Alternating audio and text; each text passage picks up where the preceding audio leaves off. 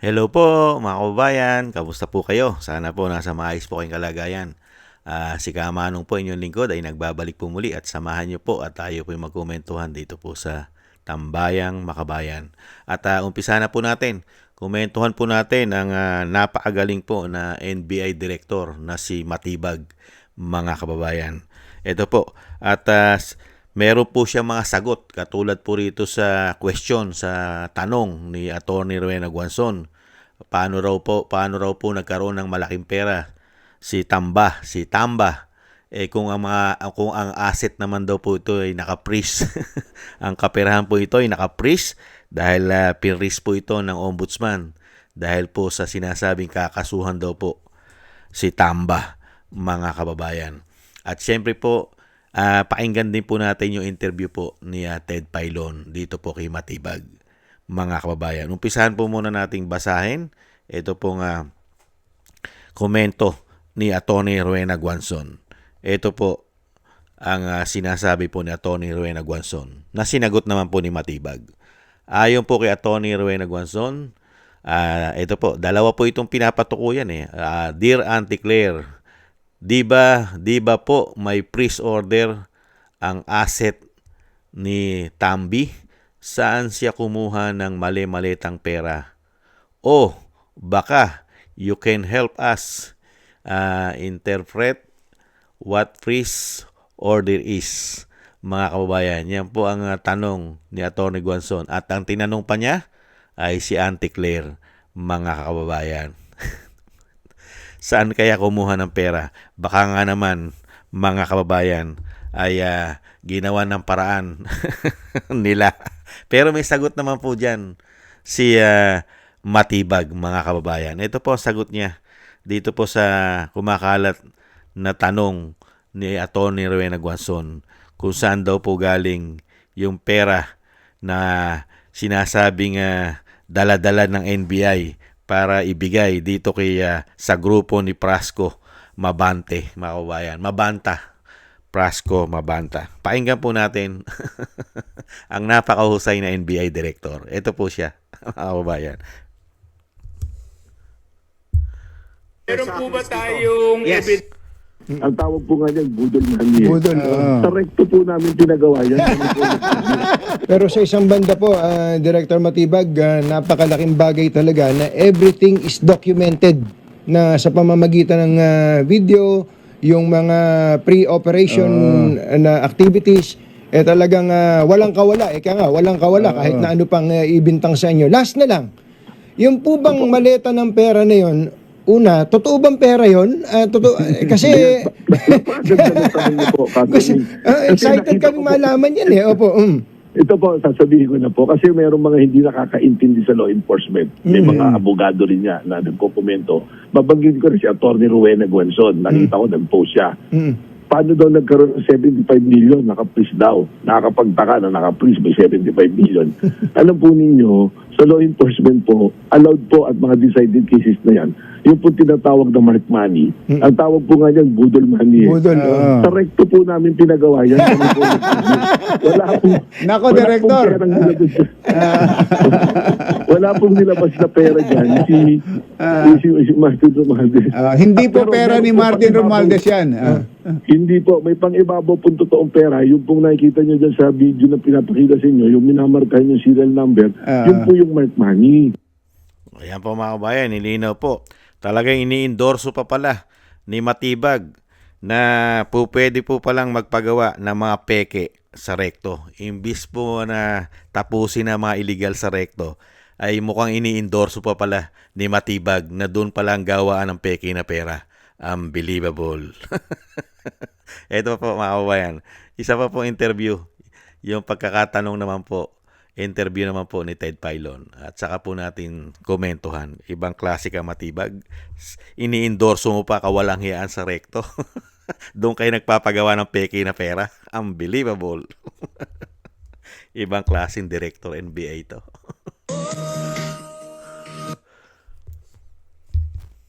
Sino ho ang dumirekta kay Martin Romualdez para manghingi ng pera? Kasi I mean, mabigat ho na ano ito, na personalidad ito. I mean, dating speaker, first cousin ng presidente, congressman pa ngayon. Sino ang rumekta po dito kay Ginoong Romualdez? Base po dun sa mga nakalap naming ebidensya, ipinarating po ito through intermediaries na mga malalapit kay Speaker. Kaya nga po yung nag-issue ng affidavit po rito, certain, is yung tao na nakaalam nito. Yun po yung pangyayari niyan, ano po. Pero hindi po rekta kay Mr. Romualdez ang panghihingi ng pera? Lumalabas po dito sa hindi po directed na ganun, kundi through intermediaries. Unless meron po kaming hindi nakita na nakapag-usap sila ng diretso, and that will be the one na makikita nga natin pag nabuksan po natin yung telepono po ni Mr. Franco Mabanta. Opo. Meron bang issue dyan ng data privacy kung sakasakali po na meron kayo madiscover para maihayag nyo sa publiko o sa media? Well, pag na-subject na po ng cyber warrant yan at amin ang isinabing ebidensya yan, that will be under the instruction of the court na po.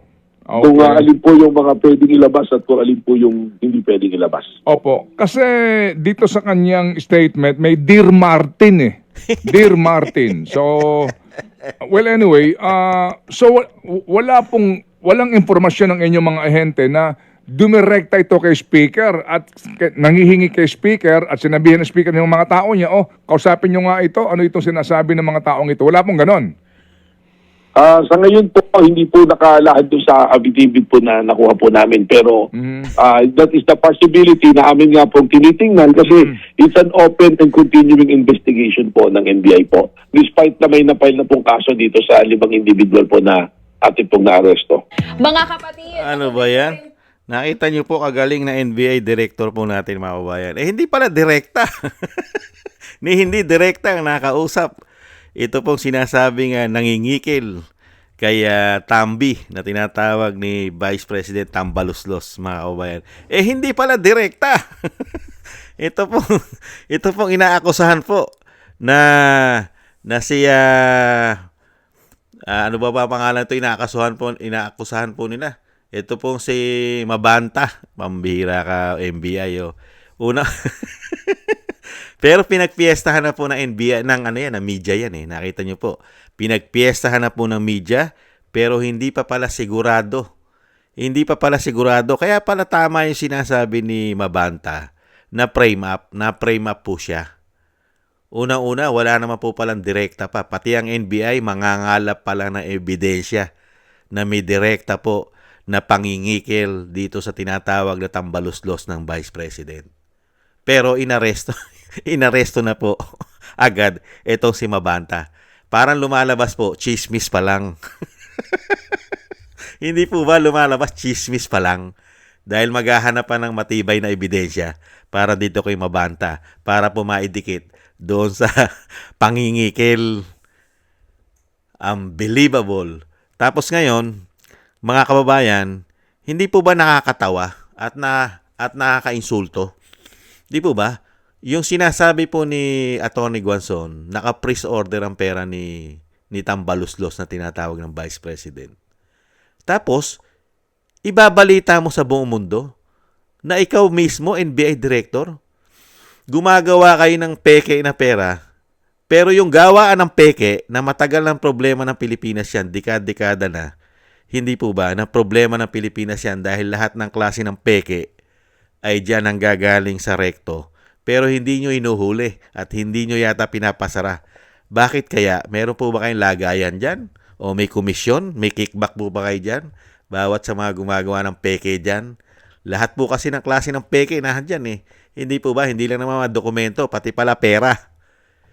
Hindi po ba dapat ang sinabi nyo para katanggap-tanggap sa mga Pilipino? Dahil ang gusto nga namin, mabuwag na yan eh. Mawala na yung imahe ng rekto sa pagiging peke. Maduplikado. Hindi po ba? Dapat, ang ipahayag nyo sa Pilipino, kami gumagawa ng mga peking pera na kami gumagawa. Hindi po ba kami nag-iimprenta ng pera para lang masabing yung pera na yan ay makatotohanan? Hindi po ba? Dahil gagamitin lang namin yan diyan sa mga ganyang kaso Hindi po ba? Ang ngayon, ang lumalabas ngayon, parang pinagtatanggol mo pa ngayon, di umano, itong si Tamba. Dahil nga na-real talk ka ni Atty. Guanzon, na-real talk kayo ni Rowena Guanzon, dahil nga may freeze order ang pera ni Tambaluslos, kaya kailangan ipagtanggol na hindi si Tambaluslos ang nagbigay ng pera na mahigit 70 million. Kung humigit kumulang 70 million, napakaraming pera po yon. Ilang maleta yon. Hindi po ba? Maletang pera yon. Hindi po ba? At mga kababayan, pwede rin naman kung lalagyan mo ng logic, marami pong pera ang mga magnanakaw sa gobyerno. Napakarami po nilang pera na hindi nilalagay sa bangko, kaya hindi po napipris. Dahil mismo ang ating Vice President ay nagsabi, kung ikaw ay magnanakaw na politiko, never mo ilagay sa bangko. Ilalagay mo sa maleta. Totoo po yung sinasabi ng Vice President. Hindi po ba? Dahil nakita po ng sambayanang Pilipino, daang-daang milyong Pilipino, buong Pilipinas, mahigit 100 milyong Pilipino ang nakasaksi na ang pera ng taong bayan, ang ating buwis at pati ang inuutang nila na tayo magbabayad ay nalalagay pala sa maleta. At hindi lang po tayo nakakita, pati mga kababayan natin mga OFW sa buong mundo ay nakita na ang pera ng taong bayan ay nilalagay sa maleta. Kaya malaki po ang katotohanan na po pwede po talaga yung pera ay manggaling din po kay Tambi, di umano. Dahil nga po, hindi naman nila ilalagay ang pera ng taong bayan na ninakaw nila di umano sa bangko. Kaya hindi mapipris. Hindi po ba? Nakita niyo po? Pambihira. Paano ngayon kakatigan ng korte yan? Sige nga, paano uusad sa korte yan? Inakusahan mo na agad. Itong mga tao na ito, katulad po ni Mabanta, nasama na po siya sa aresto si Mabanta. Pero hindi naman po siya ang aktual na sinasabi tumanggap ng pera. Dahil wala siya ron. Wala na siya ron. At pangalawa, hindi pa pala niya nakakausap direkta itong si Tamba na siya'y nangingikil. Hindi sila nakakausap. Saan lang po dinala siya sinasabing dear. Meron lang dear. Ibig sabihin, notice, sulat, ganon. Pero mga kababayan, nakita niyo po yung difference. Napakarami na pong issue agad na naikabit na nila dito po kay Mabanta. Bakit po? Ano po yung mga issue na naidikit agad nila dito kay Mabanta? Antimano, yung tagapagsinungaling na tinatawag ng Vice President na garbage in, garbage out. At yung tinatawag ni Atty. Roque na nag-iisang reyna ng mga fake news. Ano po agad ang ginawa po nila na twist para maikabit sa mga Duterte? Nagpakalat na po ng litrato. Nagpakalat na po ng litrato ni Mabanta at ng ating dating Pangulong Duterte. At syempre po ang Vice President, ganun din po si Atty. Roque na handun din daw po. Pero sa kabila no, nasunog din po sila. Pagkatapos po nila idikit ang pangalan ng pamilya Duterte, sila rin naman po ang nasunog dahil mas marami pong larawan at mga video at pinag-celebrate pa nila ng birthday si Mabanta. Ginastusan pa nila para may surprise birthday si Mabanta. Nakita nyo po? Kaya po lahat po ng kasinungalingan na ginagawa po nila di umano ay antimano po sumisingaw ang baho. Kasi nga po hindi totoo, hindi yata makatotohanan. Para lang po masabi, ma-divert ang mga issue dahil isa rin po kasi itong ating NBI director na napakarami pong issue. May issue po ito na pumuputok na ang kanyang mga negosyo ay hindi po nakadeklara sa kanyang salin. At hindi rin daw po ito kinukuhanan ng mga business permit. At may issue rin po ito sa pagbabanta. Kumakalat din po mga video na ito. Ang video ng NBI director na pagbabanta sa buhay ng kapwa natin, kapwa niya tao. Di po ba? At napakahusay pong magbanta at ubod ng tapang. Hindi kaya ito isang dahilan ng NBI director na mailayo ang issue na pumuputok po sa kanya at sa kanyang asawa na sangkot din daw po umano sa flood control scandal ang kanyang asawa na congresswoman. At syempre isang damukal na issue po sa NBI director ngayon. Hindi kaya nagamit lang ito si Mabanta para po lahat ay ma-twist, ma-divert ang issue nila. Lalong-lalo po ang issue ng korupsyon na mahigit 3 taon nagbinigay po ng kanilang binagoong ang Pilipinas. At ang nakapagtataka, lahat po ng naitatalaga ng gobyerno ngayon na maglilingkod sa ating bansa ay puro po yata dispalinghado at puro po yata may issue. May issue po yata ng kawalanghiyaan. Di umano. Yan po mga kababayan, ang napakahusay na NBI director at talagang tinangkilik na po nila agad at talagang kompleto na po ang ebidensya nila na ipiniresinta sa media. Pero sa katotohanan po ay napakarami pa palang butas mga kababayan. Unang-una, butas na butas at hindi pala direktang nakakausap ni Mabanta si Tambi. Paano mo ipe-frame up? Paano mo ipe-frame up si Tamba kung hindi naman nakakausap ng nagpe-frame up? Dahil hindi ilalabas ang baho ni Tamba kung hindi mo naman nakakausap si Tamba. Paano mo siya paano mo siya tatakutin? Tatakutin mo si Tamba na hindi mo nakakausap. Hihingan mo ng napakaraming pera, 300 million, hindi mo pala nakakausap pa si Tamba. Pero pagdating sa NBI, hinuhuli ka na.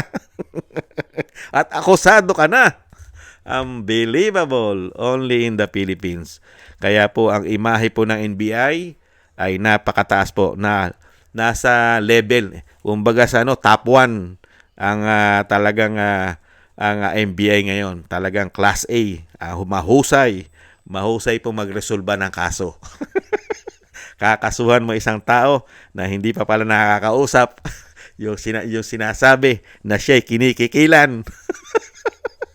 Samantalang high-tech na ngayon. High-tech na. Napakadali ng kausapin ngayon. Kung ikaw ay mangingikil. Hindi po ba? Technology na tayo ngayon. Pwede ka nga gumamit ng AI eh. Hindi po ba? Pambihira ka oh. Kaya po ang maniniwala na lang po sa NBI director natin ngayon, mga kababayan, yung sinasabi pong nagpapakatanga, nagpapakabobo dahil sila po'y naaambunan din ng biyaya ng maleta. Di umano. Maraming salamat po mga kababayan sa mga nagusto po na ating tambayang makabayan sa YouTube at TikTok at ganoon din po sa ating mga subscribers at patuloy po nagsusubscribe. Mabuhay po kayo. Shoutout po sa inyo lahat at maraming salamat din po sa mga nagko-comment, like, share, and subscribe. Mabuhay po kayo. Shoutout po sa inyo lahat. At thank you rin po sa mga nagbibigay po ng tulong at biyaya. Shoutout po kay Eric Hershio ng Canada, kay Jem Aris ng United Arab Emirates, Baby Roman at Ate Isa ng Cagayan, kay Annie Jo, kay Tatay Nick ng Toronto, Canada, kay Mila Yi, Felipe Shapno ng Texas, USA, kay Mika Legaspi, kay Arthur Estranero ng USA, Melchorita Espinosa, Ma'am LB at Sir Manny ng North Miami, Florida, USA, Rolando Timbol ng Alberta, Canada, kay Jesus Valdepena and Rolando Guerrero. Maraming salamat po sa inyo mga kabayan at thank you po sa inyo po mga biyaya at shoutout po sa inyo lahat at ingat-ingat po kayo sa inyo po mga paggawa at God bless po sa inyo lahat. God bless po sa atin lahat. Tiis-tiis lang po tayo mga kababayan at dasal-dasal po at tayo po'y maingatan. Muli po, paalam, bye-bye.